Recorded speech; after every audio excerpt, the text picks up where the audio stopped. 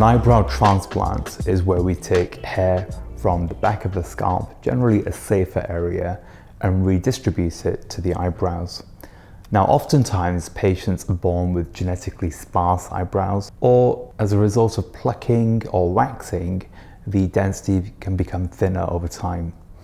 With this technique, we can take the scalp from the back of the head. Either we can make a very small linear incision and we close the scalp together, or we can shave a component of the scalp away down to a 0, and then we take each individual graft one by one using the follicular excision technique. This is generally quite a small procedure with downtime of around a week due to swelling and discoloration around the eyes.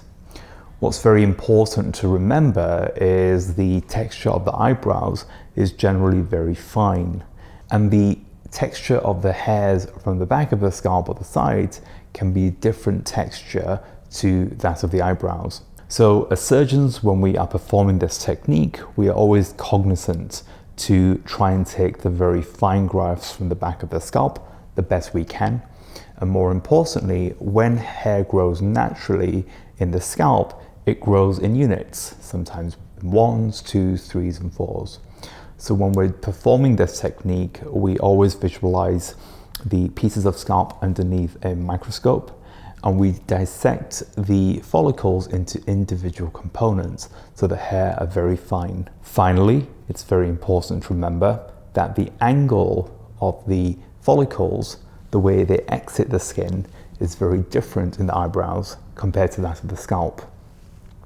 Usually, but not always, the exit angle of the eyebrow follicles is very flat to the skin.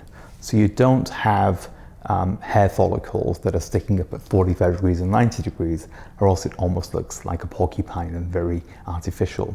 So when we are performing this technique, we actually incise the skin at the exact same angles that are naturally occurring that of your existing grafts. So for this reason, we use a variety of techniques, and we try to go very, very flat to the skin surface, so when the hair grows, it follows that trajectory. On a final note, some differences with how the hair is going to grow. Scalp hair is often a different family to that of body hair, and therefore it has a different growth phase.